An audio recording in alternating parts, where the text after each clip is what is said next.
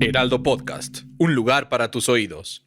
Hace unos meses, cuando todavía se hablaba de esas cosas, una amiga me jugó una mala pasada. Yo he dicho ya en este espacio, sería imposible que yo le diera un voto a Morena, es un partido con el que no coincido. Y sin embargo, esta amiga me demostró que existía un escenario plenamente plausible en aquella época para que yo votara por Morena a la presidencia de la República. Y me lo demostró planteándome pues la siguiente posibilidad, que en aquel entonces era real, en la boleta presidencial. Me dijo, a ver, supongamos que tú en la boleta presidencial te encontraras con Samuel García como candidato de Movimiento Ciudadano, Lili Téllez como candidata del Frente y Marcelo Ebrard como candidato de Morena. Todavía era posible eso en aquel entonces. ¿Por quién votarías? No, pues por Marcelo Ebrard. Dije, no con alegría, digamos. Y entonces me dijo ella, ok, te voy a poner un escenario más extremo. Supongamos que te encuentras en la boleta con Samuel García como candidato de Movimiento Ciudadano, Lili Téllez como candidata del Frente y Claudia Sheinbaum como candidata de Morena. ¿Por quién votarías? Y pareciéndome que Claudia Sheinbaum no fue una buena gobernante de la Ciudad de México y no coincidiendo con su idea de mundo ni con la idea de mundo que pretende perpetuar, no tuve más remedio que decir que en ese escenario en particular votaría por Claudia Sheinbaum. Es decir que hay dos drivers mayores para que yo me plantee este escenario. Nunca votaría por Samuel García y nunca votaría por Lili Téllez. Ahora, supongamos que de pronto viene aquí el hada de la política y hace que desaparezca Morena, que pierda su registro como partido político nacional y las únicas dos opciones para elegir un presidente de la República fueran Lili Téllez y Samuel García. Votaría por Samuel García, es decir, muy probablemente Lili Téllez sería la última persona por la que votaría yo de entre toda la clase política mexicana para presidente de la República o para cualquier otro cargo de elección popular. Y creo que es un buen momento para reflexionar por qué. A lo largo de su desempeño como legisladora e incluso antes de su desempeño como periodista, Lili Téllez ha abrazado una serie de causas y de valores que no coinciden con los míos, de los que me siento particularmente distante, y lo ha hecho con métodos frecuentemente estridentes, frecuentemente teatrales, que tampoco me resultan atractivos. Entonces, digamos, yo tenía muy claro que Lili Téllez es un político que tiene una agenda que no coincide con la mía y que la expone y que la defiende con métodos y un estilo que no me gustan y que por eso yo no votaría por Lili Téllez. Sin embargo, una declaración reciente de la senadora Téllez me demostró exactamente qué es lo que me la hace, pues digamos, mucho más ajena que casi cualquier otra figura del espectro político nacional. Recientemente hubo un episodio muy desafortunado en la Cineteca Nacional en donde dos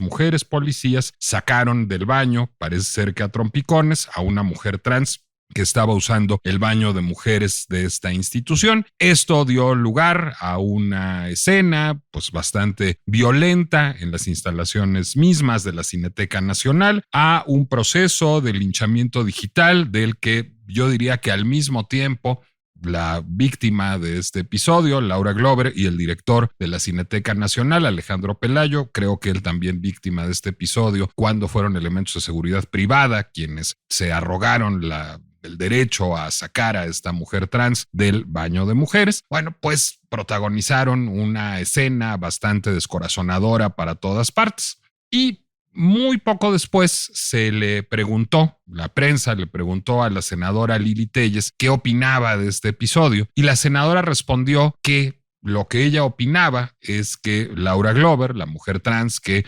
fue expulsada del baño de mujeres de la Cineteca Nacional, no era una mujer y que al no ser una mujer debía usar el baño de los hombres. Bueno, yo no estoy de acuerdo con la visión de Lili Téllez de la construcción de género. Me parece que el género es una construcción que parte de la percepción, no de la biología. El sexo es algo que es determinado biológicamente y hay muchos teóricos de Michel Foucault a Judith Butler que han trabajado esa idea, pero el género deriva de la percepción y, diría Judith Butler también, de la performatividad cultural. Es decir, en gran medida nos adscribimos al género que nos adscribimos porque toda la vida fuimos tratados de acuerdo a ese género y quienes son transgéneros se rebelan ante esa performatividad, ante esa consigna performática cultural que nos han dado desde niños a partir de nuestro sexo biológico. Pero esta es una opinión, como las teorías de Judith Butler o de Michel Foucault, de Yves Sedgwick o de quien ustedes quieran, Sedgwick, ya estoy pronunciando mal, son meras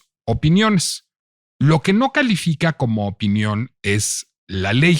Y resulta que hay 13 entidades de la República Mexicana en los que la ley posibilita que un ciudadano o una ciudadana, o si quieren en este caso un ciudadane, decida cuál es su género y haga las gestiones necesarias ante el Instituto Nacional Electoral, ante el registro civil y ante todas las autoridades competentes para, pues, ser adscrita al género que le parece que la representa o que le representa. Eso es la ley, no es una teoría de un filósofo, no es una opinión de un ciudadano, no es una bandera política, es la ley en 13 entidades de la República Mexicana, entre ellas la Ciudad de México, en donde está asentada la Cineteca Nacional. La ley mandata que las mexicanas y los mexicanos y les mexicanes, si así lo queremos decir, podamos decidir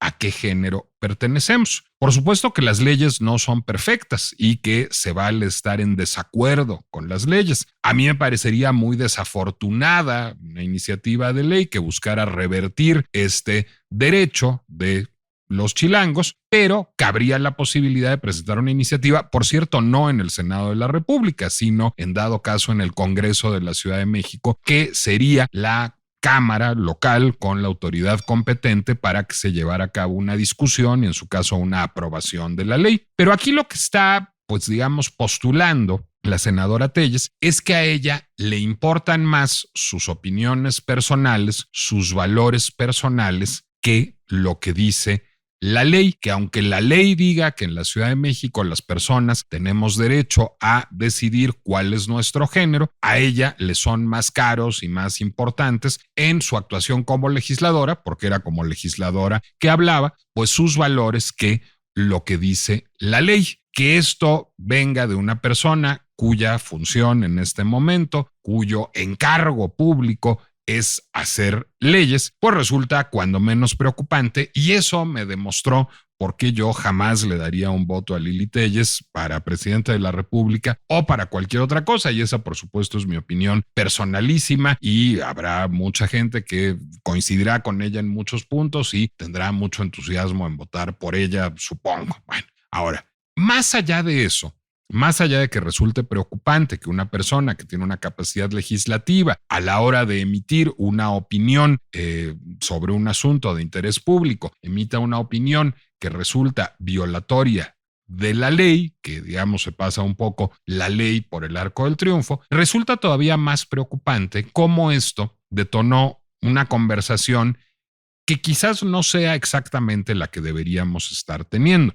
Hubo una reacción muy rápida, muy mediática, al muy poco tiempo de la mujer trans del momento, si no es que la mujer del momento, más allá del trans y del cis, que es Wendy Guevara, una figura mediática de lo más popular, de lo más querida, que básicamente lo que manifestó fue pues su idea de ir a defecar de manera muy desordenada al baño de Lili Telles, sentimiento que pues quizás algunos a los que no les caiga bien Lili Telles compartan. A mí no me cae bien, sin embargo no comparto particularmente ese procedimiento. No se me antojaría ir a casa de Lili Telles, empecemos por ahí, pero pues tampoco pone pues mucho la discusión en donde tiene que estar. Y muy poquito después de esto, veía yo el cartón de mi querido amigo Ricardo Cucamonga, que es muy pertinente y pertinaz siempre, en donde, bueno, pues un par de personajes están platicando y dicen, oye, ¿ya viste lo de la mujer trans en la Cineteca? ¿Cómo va? Seguro se produjo una discusión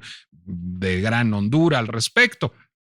Y el otro personaje le contesta, pues lo que pasó es que Lili Telles dijo que no era mujer, Wendy Guevara dijo que se quería ir a cagar a la casa de Lili Telles y luego la mujer trans en cuestión fue a asaltar la dulcería de la Cineteca Nacional. Bueno, pues está ridiculizando lo que pasó, está satirizando lo que pasó Ricardo Cucamonga, pero tiene en gran medida buena razón. Es decir, lo que hizo Laura Glover y un grupo que se autodenomina Resistencia Trans fue ir a tomar la dulcería de la Cineteca Nacional a servirse palomitas y refresco mientras coreaban consignas, lo cual pues sin duda visibiliza un problema, aunque no necesariamente apunta hacia su resolución, ya que la dulcería de la Cineteca Nacional y en general las dulcerías de los establecimientos de exhibición de espectáculos pues no parecen ser un lugar complicado en términos de discriminación. Lo que parecen ser lugares complicados en términos de discriminación son los baños, porque la discusión que urge tener no es si Laura Glover es una mujer o no, es una mujer, la ley la asiste así en la Ciudad de México, no es si Lili Telles nos cae bien o no, es más, resolvamos eso de una vez, no nos cae bien, sino de lo que tenemos que hablar es de algo que nos cuesta enormemente trabajo abordar, de algo que preferiríamos que siempre estuviera oculto. Tenemos que hablar de dónde hacemos pipí y dónde hacemos popó. Esa es la pinche complejidad de los baños públicos hoy a debate.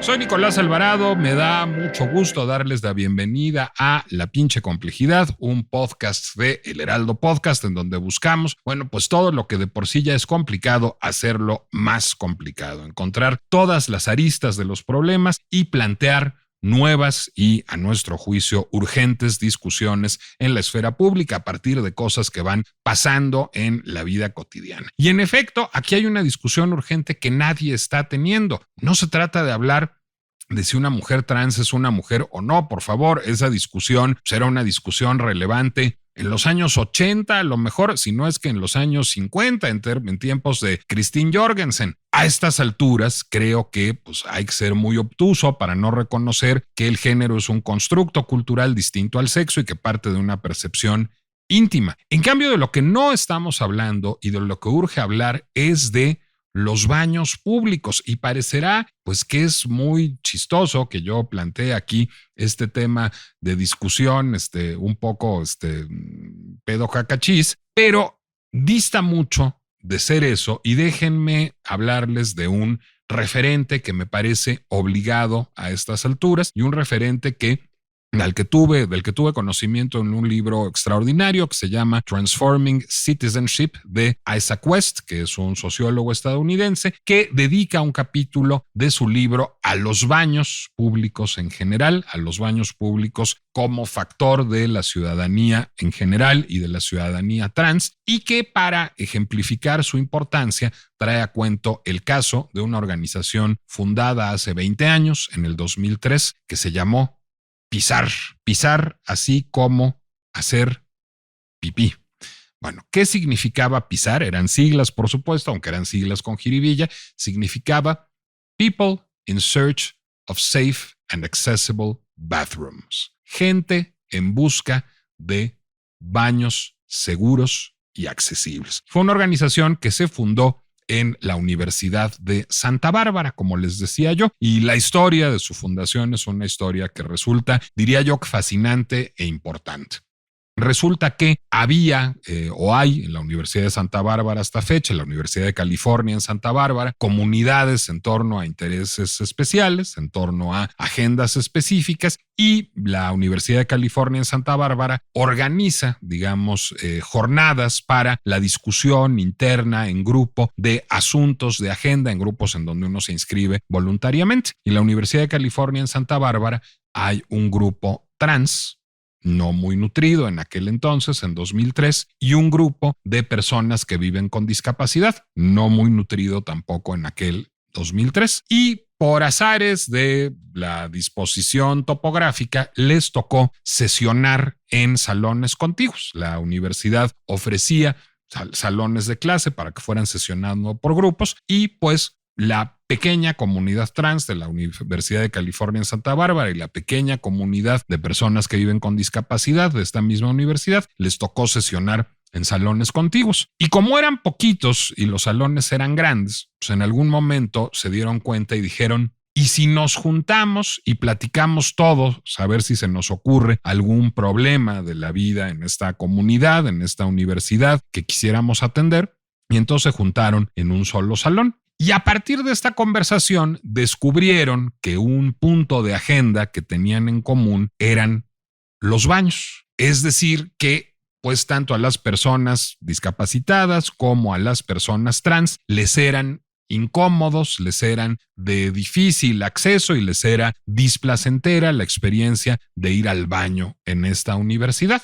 Y entonces de pronto alguien se acordó que había un tercer grupo al interior de la universidad que eran mujeres que estaban dedicadas al activismo de suministrar máquinas de tampones y de toallas sanitarias para las mujeres en los baños. Hasta entonces, durante alguna época, digamos, la universidad se había ocupado de que hubiera máquinas dispensadoras, máquinas expendedoras de tampones y toallas sanitarias.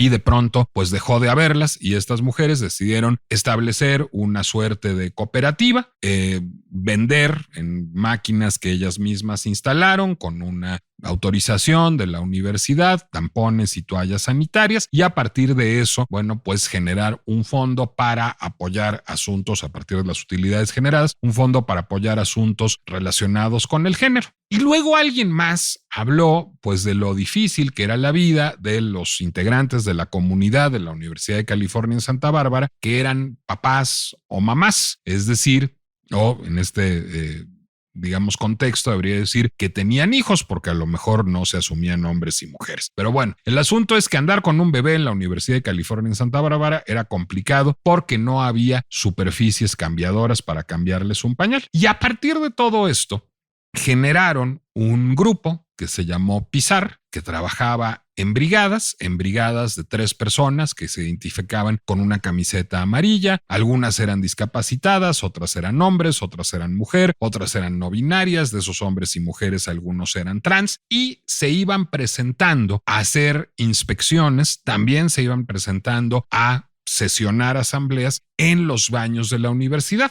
y se convirtieron en un grupo de presión cuyo objetivo era que la Universidad de California en Santa Bárbara generara pues una mayor cantidad de baños sin género y de baños accesibles a todos los estudiantes, de baños accesibles, quiero decir, para personas discapacitadas al interior del campus. Es decir, lo que ellos querían era una mayor cantidad de baños que no estuvieran divididos por género, que permitieran el acceso de más de una persona, y ahora voy a explicar por qué, que tuvieran instalaciones para personas discapacitadas, es decir, que tuvieran puertas anchas por donde cabiera una silla de ruedas, de donde agarrarse, espejos y lavabos a la altura de la silla de ruedas y dispensadores de toallas sanitarias y tampones. ¿Por qué digo entrar más de una persona? No porque pretenda yo que una universidad sea como Estudio 54 en los años 70 y la gente vaya a tener encuentros sexuales del tercer, cuarto o quinto tipo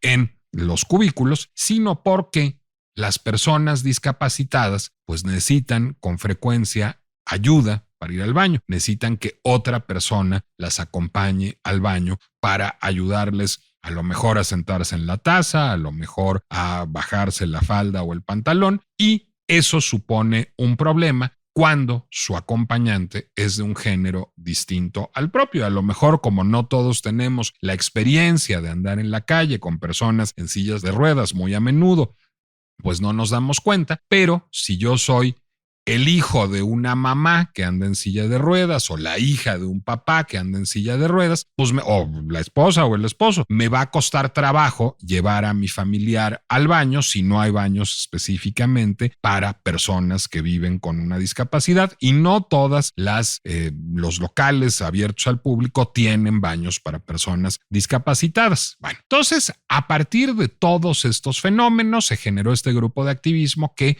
logró las conquistas. Hoy la Universidad de California en Santa Bárbara tiene muchos baños que no se rigen por una separación de los géneros. En esos baños hay cubículos individuales en donde pueden entrar 2 personas para que una asista a otra si tiene problemas de discapacidad. En todos los baños se venden tampones y toallas sanitarias y en todos los baños hay cambiadores para bebés.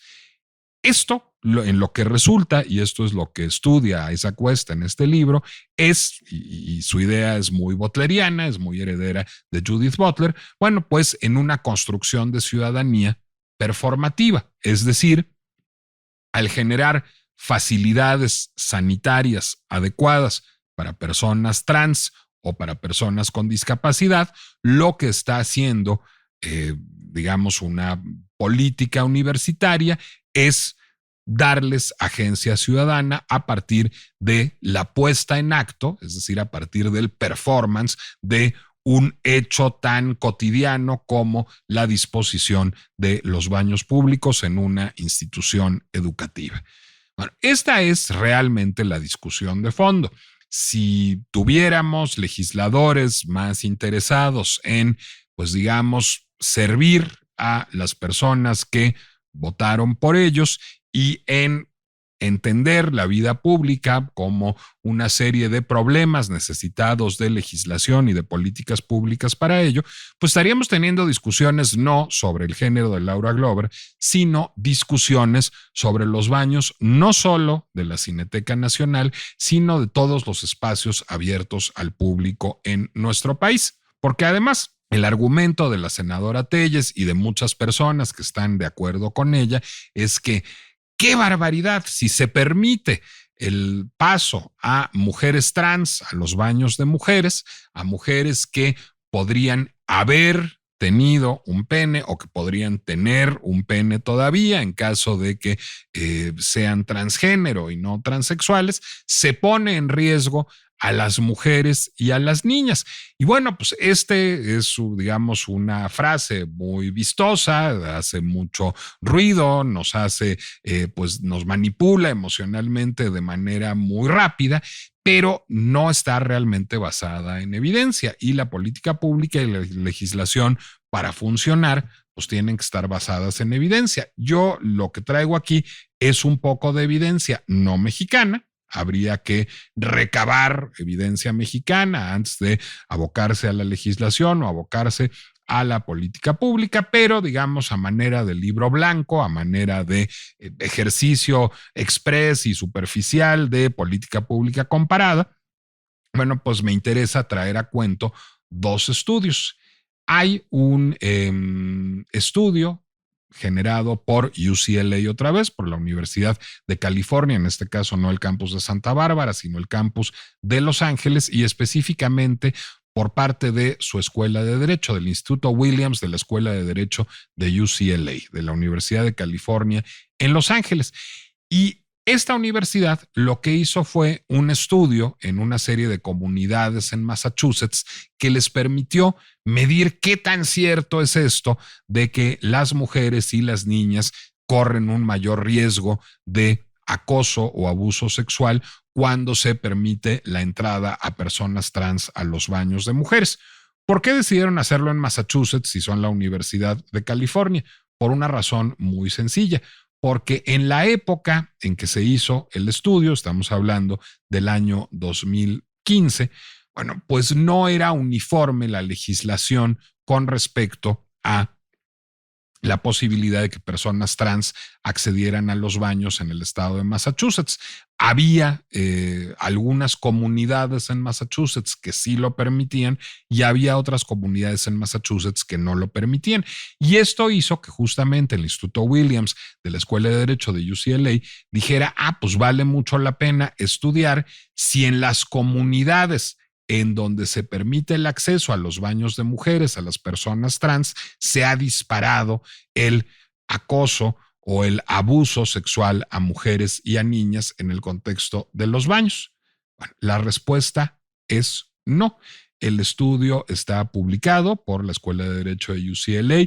Hay una larga y solvente nota periodística firmada por Julie Morrow en el sitio de NBC News que muestra que no hay evidencia alguna, al menos en este estudio de Massachusetts, que tiene validez estadística, aunque claro, está en un contexto estadounidense, habría que hacer el propio estudio mexicano, de que el acceso de personas transgénero a baños públicos de mujeres haga que se incrementen los casos de abuso o acoso sexual a mujeres o a niñas en estos baños. Pero por otra parte, hay otro estudio también de una universidad estadounidense, también sería bueno, pues digamos que existiera una contraparte mexicana, pero del que dispongo es de un estudio de Harvard, de la T.H. Chan School of Public Health, es decir, de la Escuela de Salud Pública de la Universidad de Harvard, que realizó, pues digamos, el estudio opuesto, es decir, que realizó un estudio con 3,700 adolescentes estadounidenses de entre 13 y 17 años y descubrió que, pues, la mayoría de los adolescentes trans a los que no se les permite acceso al baño de su elección o que no tienen acceso a baños, digamos, no segregados por género, sí reportan ser víctimas de acoso o incluso de abuso sexual. El abuso sexual es muy bajito, es el 1%, pero el 36% de los adolescentes que no tienen acceso a un baño no restringido por género en sus escuelas reportan, y son trans, reportan incidencias de acoso. Bueno, entonces, pues vale la pena tener las cifras a mano cuando se está teniendo esta discusión. El asunto es que resulta particularmente taquillero decir que las niñas o las mujeres están en riesgo de ser víctimas de acoso o de abuso sexual porque es un argumento muy viejo. Es un argumento tan viejo como el siglo XIX. Es decir, el argumento de no es posible desegregar los baños porque estamos poniendo en riesgo a las niñas y a los niños y a las mujeres, es un argumento que esgrimió por primera vez el Ku Klux Klan. El Ku Klux Klan, justamente en los tiempos en que el racismo era la norma en los Estados Unidos, tenía una, pues digamos, militancia muy vigorosa en contra de desegregar los espacios públicos. Y el Ku Klux Klan, pues fue el primero en esgrimir: no podemos desegregar los espacios públicos porque si hay hombres negros cerca de mujeres o niñas o niños blancos, los estamos poniendo en riesgo porque tienen una sexualidad desaforada.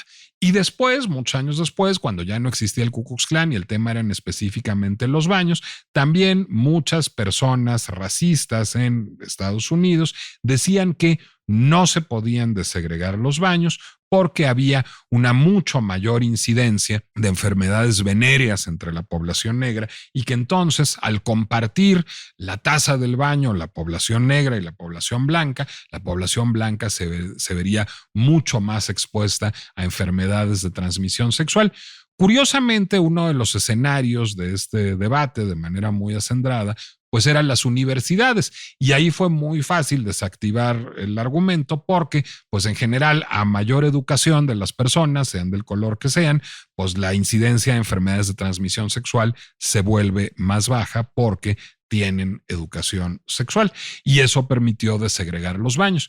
Pero de manera cíclica, cada vez que, pues digamos, alguien habla de desegregar, lo que empieza a ver estas voces que claman por el bienestar de las mujeres y los niños primero, digamos, un poco como manera de manipulación emocional para decir que, pues digamos, sí, exponemos a las mujeres o a los niños, digamos, que pertenecen a la mayoría, a minorías que, digamos, de cuyo comportamiento no sabemos, las estaremos arriesgando. Lo que hace esto de entrada es criminalizar a alguien por su sexo, por ser hombre en muchos casos, o por su género, por ser trans en muchos casos.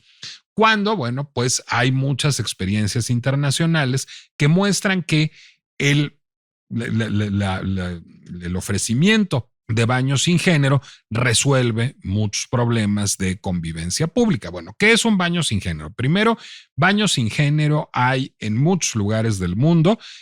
Recientemente, por ejemplo, el Barbican Center en Londres, este gran complejo arquitectónico y de artes escénicas, decidió desegregar muchos de sus baños y lo único que hizo fue cambiar el letrero. En lugar de ponerles hombres y mujeres, les puso hombres y mujeres y otros géneros, es decir, todos los géneros.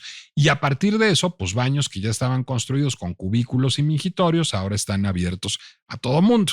El mingitorio es un problema real y lo abordaré en un momento más, pero también hay otras instituciones, particularmente instituciones de educación superior en el Reino Unido, en los Estados Unidos, en Australia, esto es muy del mundo de habla inglesa, pues han empezado a crear baños, digamos, que están abiertos a todos los géneros y que no tienen mingitorios, que tienen una serie de cubículos individuales con puertas de piso a techo en donde la gente entra, hace sus necesidades, lo que significa hace pipí, o hace caca, o se cambia la toalla sanitaria, o se sienta a ver el techo, y después de eso sale y hay lavabos comunitarios en donde la gente se lava las manos y cualquier otra cosa que tenga que hacer, como arreglarse el maquillaje, lavarse los dientes, ver si tiene el frijolazo. Hay estaciones para cambiar a los niños y no ha habido reportes, al menos que yo conozca, de graves incidencias de violencia, porque sucede además algo importante en los baños que son compartidos por todos los géneros. Pues hay, digamos, una vigilancia de unos a otros. Si supongamos en este hombre que tiene una sexualidad desaforada y que querría propasarse con una mujer, pues habrá otros hombres u otras mujeres para reprimirlo. Supongamos a este personaje que imagina Lili Telles, que en realidad se está haciendo pasar por una mujer trans y se está poniendo un vestido para molestar a mujeres o a niñas. Bueno, pues si cada cubículo es individual y si afuera hay otros hombres y mujeres y trans que atestiguan la escena, pues difícilmente se atrevería a hacer algo así.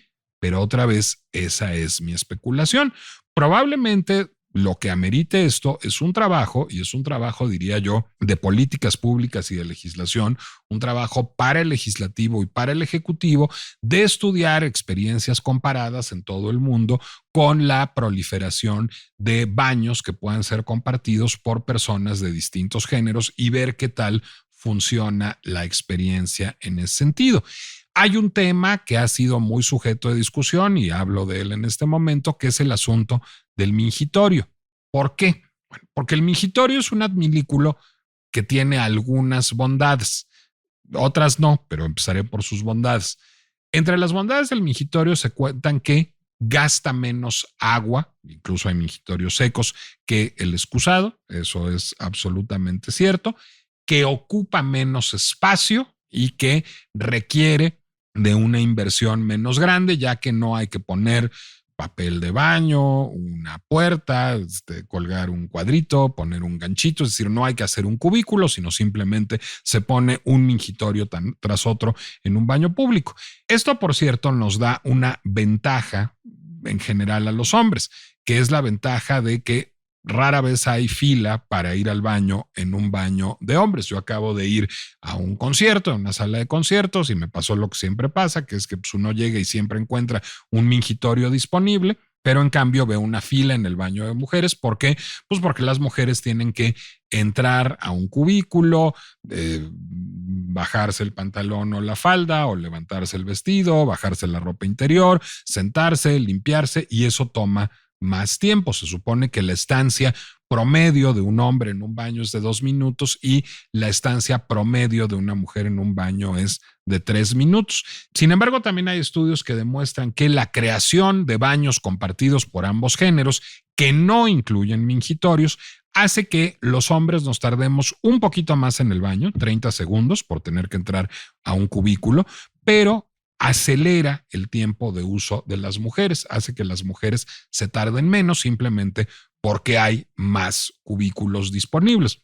Es algo que también merece un estudio riguroso por parte de arquitectos, por parte de urbanistas, de antropólogos. Es decir, hay también una evidencia que recabar podría ser útil para entender si esto funciona. También hay casos de baños abiertos a todos los géneros en donde sí hay una zona de mingitorios que está separada del resto. Eliminar el mingitorio podría ser una pérdida en términos de ahorro de agua, sin duda, y a lo mejor en términos de eficacia para los hombres cis, que digamos vamos muy rápido al baño, pero también eliminaría un constructo cultural que es más bien displacentero. A nadie le gusta orinar al lado de alguien. Una experiencia específicamente displacentera del baño público, pues es estar, tener a alguien en el mingitorio de al lado, concentrarse mucho en ver hacia el frente para que no vayan a pensar que está uno pajareando con los ojos, poner cara de mucha seriedad. Es decir, es una experiencia tensa orinar al lado de un desconocido. Entonces, quizás habría ahí una pérdida cultural que más valdría perder también. En fin, en todo caso, a lo que quiero llegar es, ¿vale la pena plantearse la pregunta? La pregunta de si las mujeres trans son mujeres o los hombres trans son hombres es una pregunta absolutamente superada a estas alturas. La legislación, la ley, no yo, no una opinión, lo dice.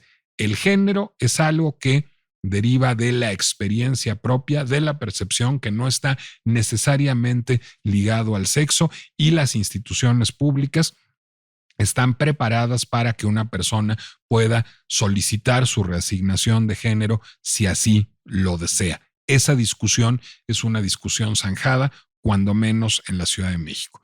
La discusión de los baños públicos no es una discusión zanjada. Necesitamos, por supuesto, proteger a las mujeres, necesitamos proteger a las niñas y necesitamos proteger a las mujeres trans. Una buena política pública, una buena legislación es la que le garantiza los derechos de absolutamente todas las personas que se asuman ciudadanas de un estado. Y decir una mujer trans no es mujer que use el baño de los hombres, pues lo único que hace es lesionar a esa mujer trans y ponerla en riesgo. No es entonces una discusión sobre género la que tenemos que tener, es una discusión urgente sobre baños la que tenemos que tener, una discusión sobre cuáles son las mejores condiciones para que uno pueda ejercer el ciudadanísimo derecho de hacer pipí y hacer popó en condiciones que no lo hagan a uno sentir vulnerable cuando está en un espacio abierto al público. Y bueno, esta fue la pinche complejidad dedicada a pedo cacachis, pero con toda la profundidad que reclamaba en su cartón el señor Cucamonga, espero. Muchísimas gracias a ustedes por habernos escuchado hoy y gracias también a todos quienes nos dejan comentarios normalmente cuando entran a escuchar la pinche complejidad. Kikis, sobre nuestro pasado episodio, dijo súper interesante, aclara varios puntos. Esto es sobre nuestro episodio sobre Yaritza y su esencia y la identidad cultural. Marcela MX dice que le gustó mucho el entrevistado y que coincide al 100%. Jorge LB dice puntual el episodio, gracias como siempre. Al revés, el agradecido soy yo. Y Eli.cm dice gracias, me encantó este capítulo, gracias. No, al revés, el que dice gracias soy yo. Les recuerdo que La Pinche Complejidad es una producción del Heraldo Podcast que pueden ustedes consultar en Spotify, YouTube, Deezer, Amazon Music, Apple Music o donde sea que acostumbren ustedes a escuchar podcasts. Y también les recuerdo que a mí me pueden encontrar en redes sociales, en Instagram o en Threads como Nicolás Alvarado Lector. Gracias por estar en un episodio más de La Pinche Complejidad y ahora, si me lo permiten, ya me anda. Nos vemos, nos oímos la próxima.